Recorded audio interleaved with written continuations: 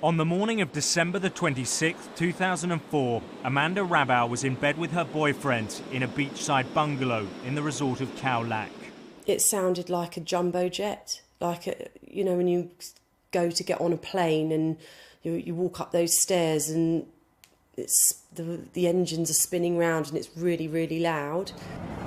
Her boyfriend, Daryl, jumped up to open the curtains. He had a look of horror on his face and he just screamed at me, "Get out the room now." This was the wave that was about to hit them. Amanda and Daryl jumped from the room just as the building disintegrated. Daryl managed to climb onto a roof. Amanda was sucked under. I got crushed backwards against this wall, and then everything else just started crushing back and rising up above my head. So as well as pushing me backwards, it then started to push me under. And then I remember, I just remember taking my last breath before I went under. And then I just remember thinking, I hope it's quick. And then something pulled on my hand. And this man, he pulled me out between this really small gap. The second wave swept Amanda back into the water and she fought for her life for 3 hours.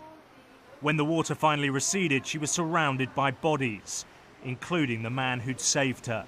I have a lot of questions in my head in life whether you do the right thing by someone. He should have survived because he saved my life, without a doubt. But he didn't survive. Amanda was reunited with Daryl and they spent the night with other survivors on the hillside. It was sort of like the first time I'd sort of looked at myself and I had just wood hanging out of my body, like not like a splinter, like massive pieces of wood.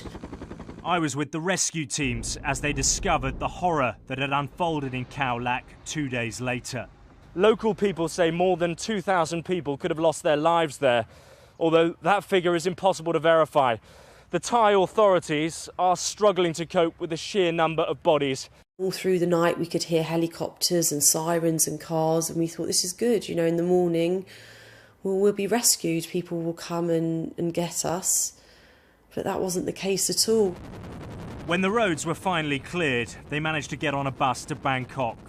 I was sick for 14 and a half hours solidly. Brown water and I don't know what was coming out of my body. I actually thought I was going to die. Still too ill to walk, Amanda finally made it back to the UK.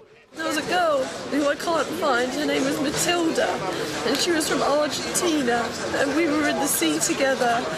And when it went under, she said, "Take my hand," and I said, "No, I can't," because I knew you can't hold on to someone, you've got to be strong and be on your own, and I didn't take her hand.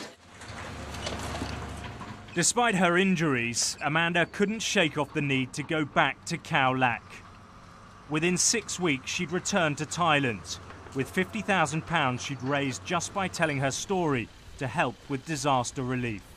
I wanted to go back to Khao Lak and I wanted to go back and thank the people, and I wanted to go back to see if I could find the family of the man who I still think saved my life. 10 years on, and it's as if Amanda is back in the wave when she talks about the moment she almost lost her life. I survived that day for one reason or another, and I was meant to survive, to have my children. And as far as I think of life as of that day my new life began. And I see life as of from 2004, not before.